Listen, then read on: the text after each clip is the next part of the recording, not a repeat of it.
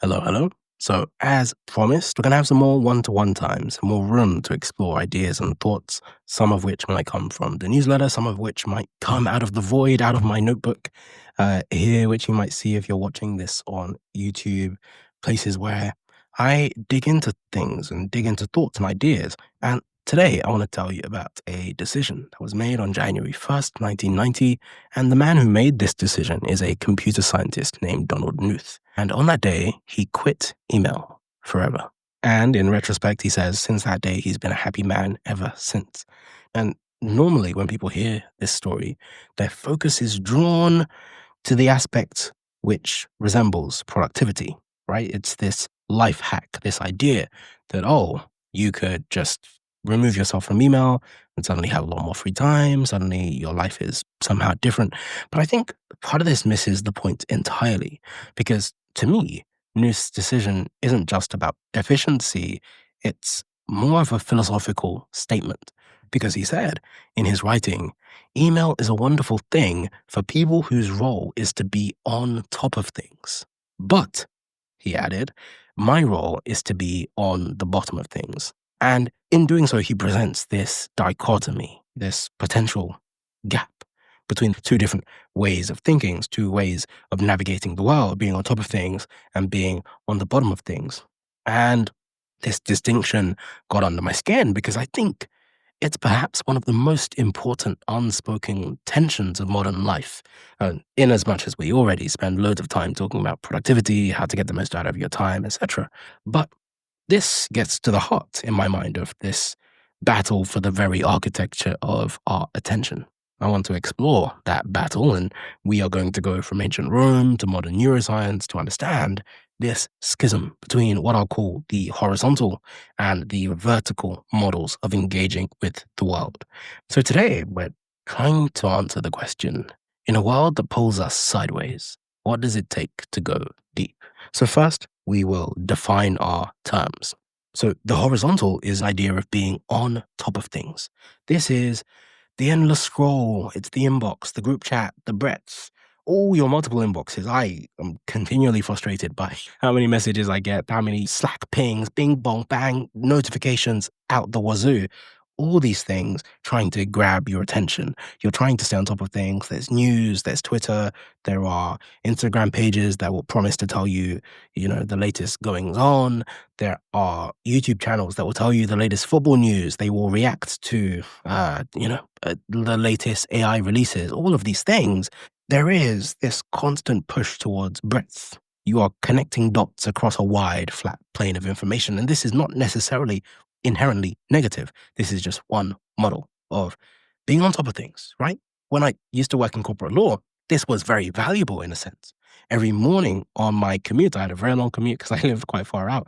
I would read. I had all of my RSS feeds coming into one app, and I would read the FT, the Economist, every newspaper, every blog, both on my way to work and on my way from work. It's about an hour or so each way. So each day, at a minimum, I'm spending a minimum of 2 hours staying on top of things, staying abreast.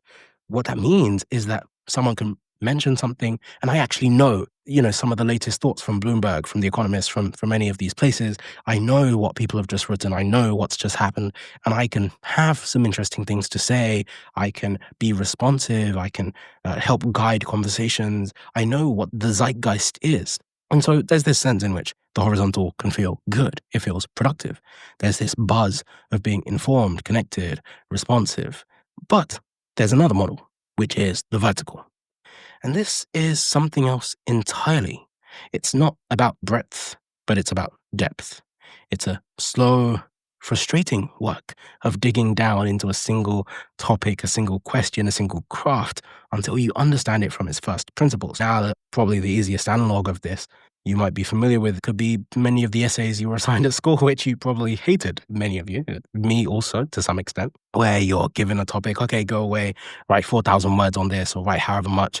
It can be dull, it can be frustrating. And I think there's a sense in which, because of the way that we're prepared to do these things at school, it kind of puts people off wanting to dig deep on topics, wanting to understand things thoroughly.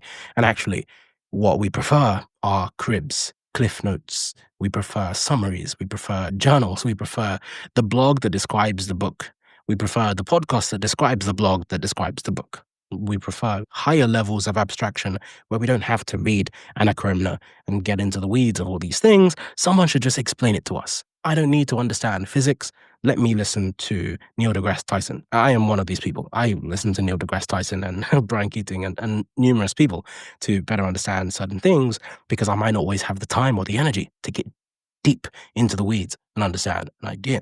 And so many of us, and me to an extent, live for most of our lives now as adults on the horizontal plane. This becomes our default setting, right? There was a time that we went deep. We don't do that anymore.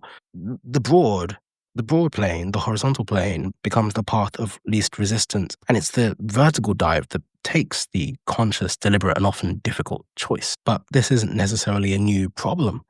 This isn't about your iPhone. This isn't about your iPad. People talk about iPad babies.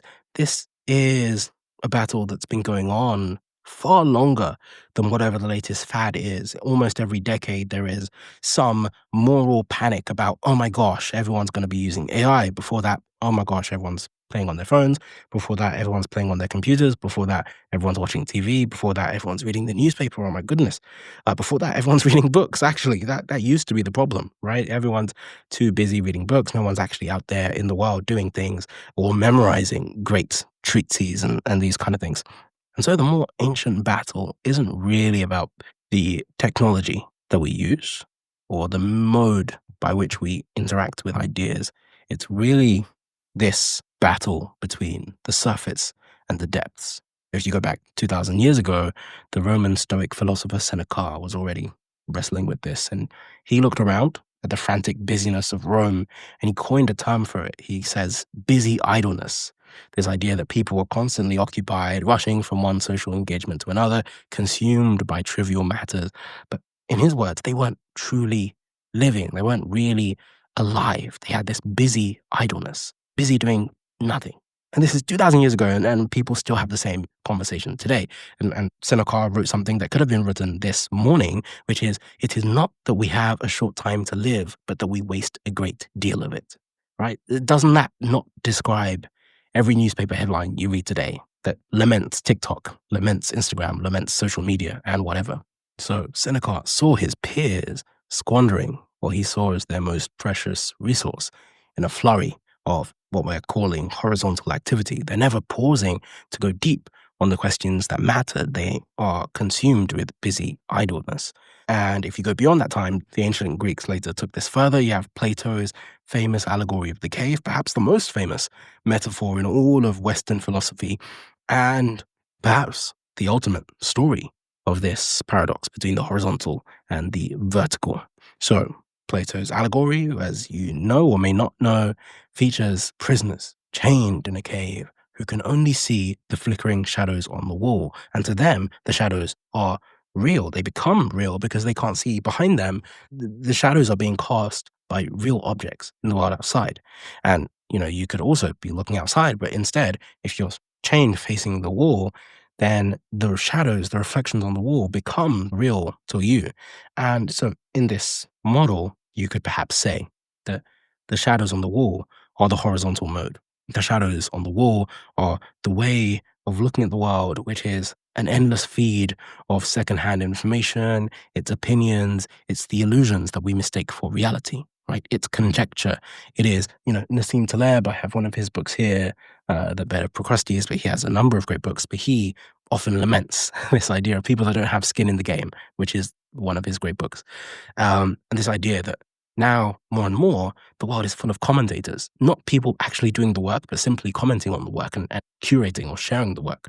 And while curators do have a very important role to play, the extent to which our lives can be filled and consumed with these secondhand opinions, with conjecture, we can easily mistake that for the real stuff, the actual things that are being made, things being done in the world.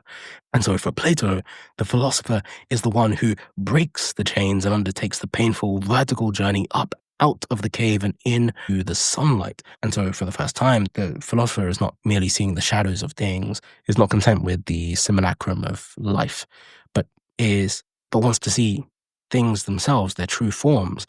This is the person that is willing to go deep to really wrestle with ideas and not just the representation of an idea. A good analog for this is something I mentioned before, right? It's this idea that, okay, you could read a book, you could read Plato, you could read, and sorry, just a caveat. This is not me merely saying the world would be better if only we read books and that's the solution to everything. But it is this idea, the deeper philosophy behind this, which is that you could read a book or you could read the summary of the book. You could be content to get to the bottom of, okay, can I unravel all the complexity that is presented to me in this format? Or is it merely sufficient to just read the summary and gain the basic gist of things? And actually, that's probably enough. I can just read the news instead of seeing what's out in the world. I can just read the blog and the summary, the conjecture, the thoughts, instead of going and taking a look at the things themselves. And so this is the balance. This is Plato's allegory, perhaps, in a form. And so what Plato draws the line here is between mere opinion and true knowledge. One is easy, passive, flat. The other is hard won, active, deep. And then we move forward in time. Fast forward a couple millennia to the world of science now. We started with ancient Rome, then we went to ancient Greece now. Still, maybe 100 odd years ago, if you go to, I'm going to butcher his name here, but Santiago Ramón y Cajal, he was perhaps one of the forefathers of modern neuroscience. He was a Spanish scientist, and he won the Nobel Prize for mapping the intricate jungle of the human brain. And he did this, for the most part, while working in Spain in relative obscurity, right? Well, with decades of intense, singular focus. And he has this idea about what it took to do this kind of deep, vertical work. And he says that the true investigator can't be a passive observer. He must be a hunter. And of course, as you know, you can take he, she, as the case may be. But his words were, the naturalist who is not a hunter is a furless cat, a snake without venom, in a word, a domestic animal. So what he meant by that is that real discovery requires a kind of predatory focus, a willingness to leave the comfortable domestic world of distraction and to hunt for the truth in the wild jungles of the unknown, to get to the bottom of things. This is what it takes to do real work, to do good work. And in my book, Sovereign, I use an example by contrasting the careers of Sir Isaac Newton and of Robert Hooke, who many of you may have encountered in high school biology. Both contributed tremendously to the world of science, as we know it in various forms. But I did a two-part contrast here, and you can read the book to go into more detail. It's not actually out yet at the time this video will go out. It is released on September the 24th, 2025, but you can pre-order it at becomesovereign.com. That was a very unintentional plug, but it's fitting here. But anyway, I drew this contrast between Isaac Newton and Robert Hooke. In fact, let me read to you, because I can find this quite quickly here. And so I'll partly read, partly paraphrase. But for a time in the late 1600s, Robert Hooke was probably the most broadly talented scientist alive. Arguable, but I would make the case. He made notable contributions to physics. For example, Hooke's law of elasticity.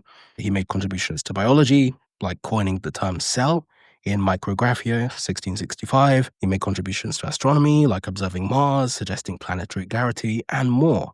Then, after the Great Fire of London in 1666, Hooke was appointed the Surveyor of London. He was the chief assistant to Christopher Wren. He played a key role in the urban replanning and even co-designed the monument to the fire. The essence is, he did a lot of stuff, right? Robert Hooke, very talented, did loads and loads of things.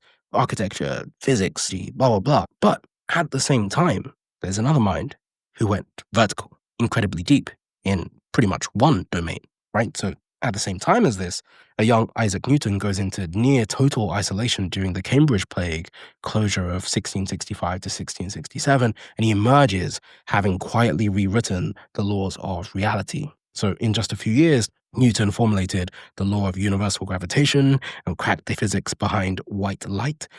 When he was asked why the planets in his calculations orbited in ellipses rather than in circles, he invented entirely new mathematical tools like differential and integral calculus to find the answer, which allows us to describe planetary motion accurately. And this is super impressive. And then you realize that he did all of this before turning 26. Now, you might say, whoa, incredible. But I think to stop there is to miss the point, as I point out in the book, because as Isaac Newton continued in his life. He made all these tremendous contributions before turning 26, but later in his life, he grew distracted. He was chasing mysticism. He was chasing alchemy. He then started doing all kinds of things. And by the time he died, Newton had written just as much about alchemy and strange conspiracy theories about the Bible as he did about physics, right? So he did all these contributions to physics, but then he also actually spent half his life chasing all kinds of shadows in the dark. And so there's this idea that just as much as you can go deep, you can easily get distracted and dragged into something else. And so, notwithstanding, the case for going vertical might seem pretty clear, right? You had the Stoics, you had Plato, you have Nobel laureates. They all seem to agree. We have the first half of Isaac Newton's life, but we then see the counterclaim of how it's not always clear-cut. There might be this tremendous benefit of going deep, going vertical, but you can be led astray. And not just that, but I also actually mentioned this in the book, but I've talked about this in the past on a podcast I did with Justin Moore, who has a great book. I was drawing this distinction between the life of Leonardo da Vinci and of Vincent van Gogh. And I was talking about it in a different context, but the part that's relevant here is this idea that Vincent van Gogh was not naturally very talented, but he sketched, and he sketched. He did loads of drawings. At first, he was not very good. People laughed at him. But in his lifetime, he did over 2,100 paintings, probably another something around 900 sketches. So thousands and thousands of pieces. And he barely made a penny in his lifetime. But by the end of his lifetime, we can look back at this tremendous body of work and we can say, wow, this guy was talented. This guy was really good at this thing because he was so prolific. And the notable thing about Van Gogh to mention is he was only painting for about 10 years, right? He died very young in his 30s. So he only had a 10-year career as an artist.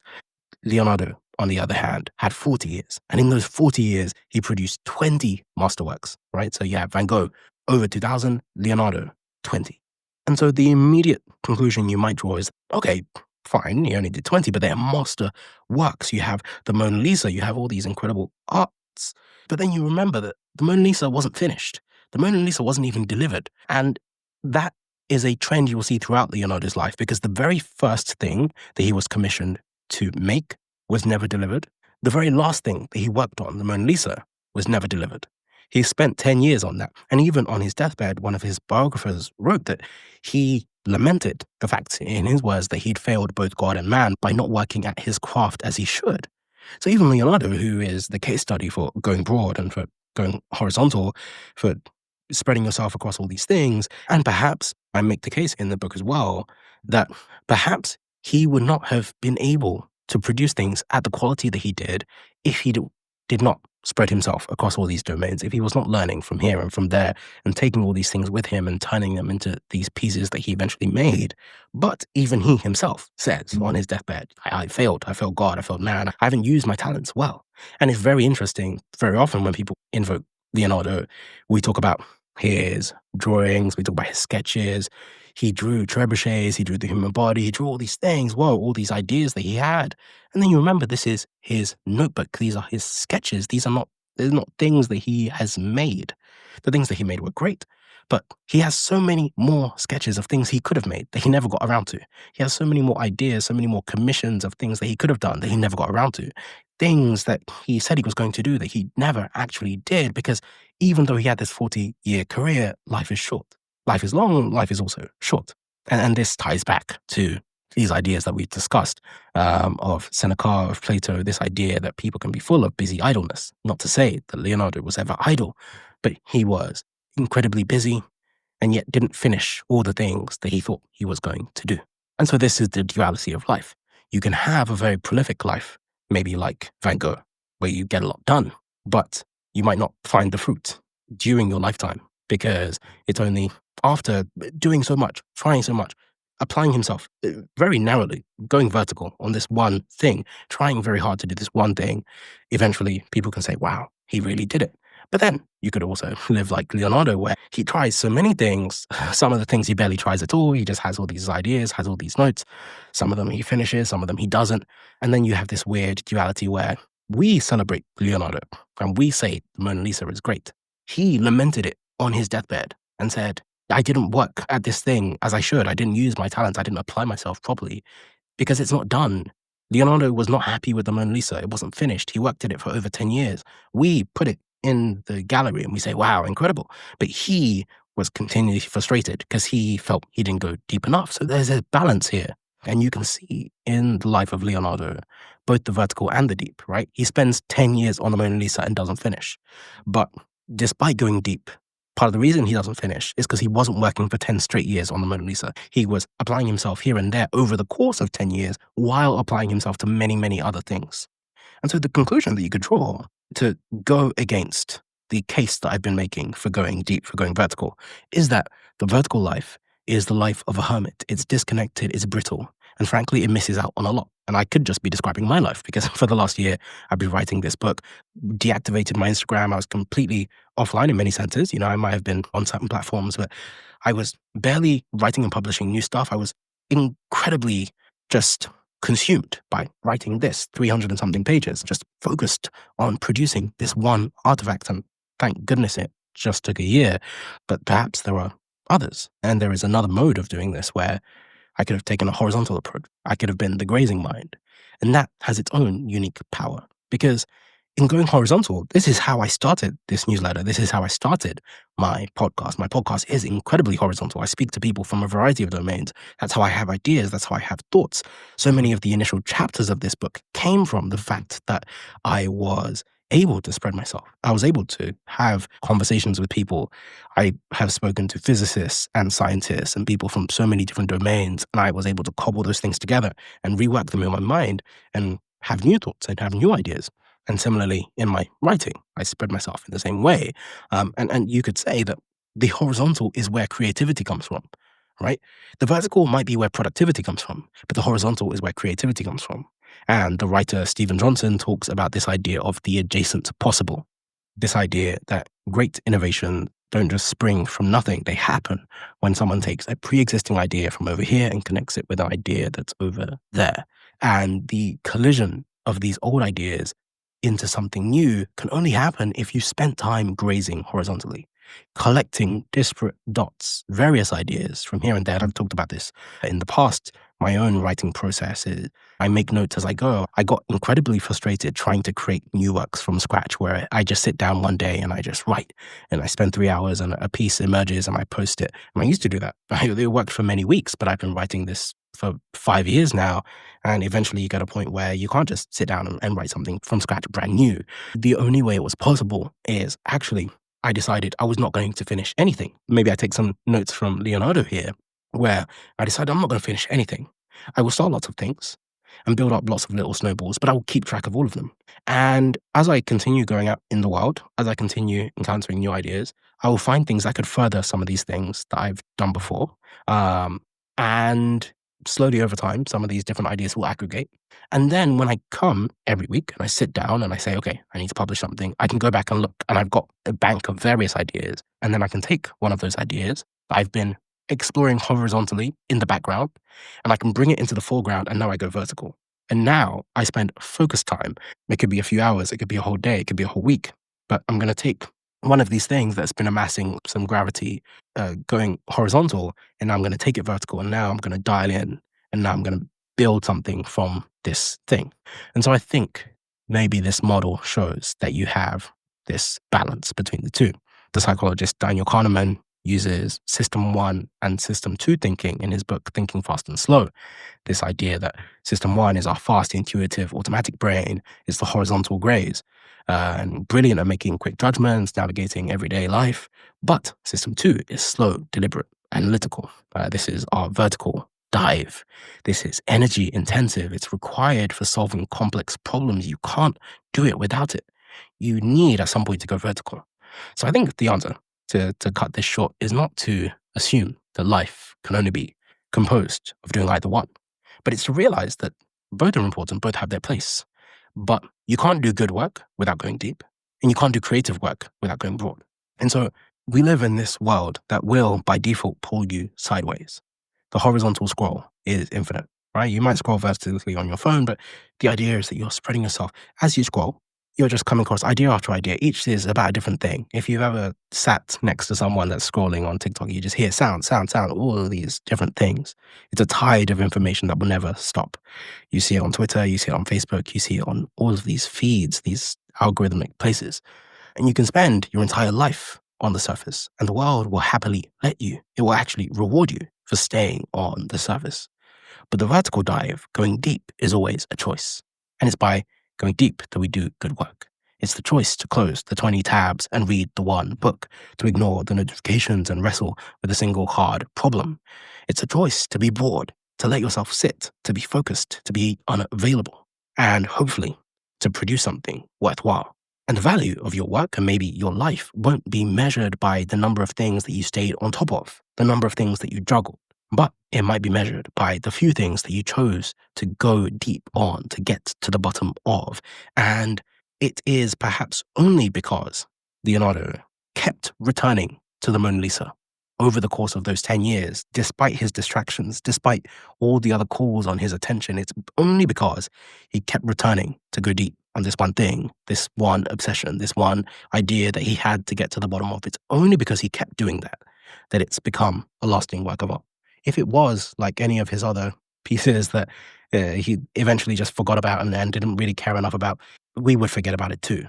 But because he knew that he had to go deep on this thing, he couldn't forgive himself if he just said, okay, it's done, it's good enough, I'll just release it and then give it to the person.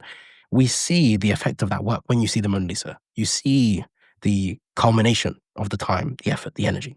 So the question that I want to leave you with today is not how can you be more productive? It's this. Among all the noise, all the surfaces that you could possibly skim, what is the one thing so important, so compelling to you that it's worth digging for?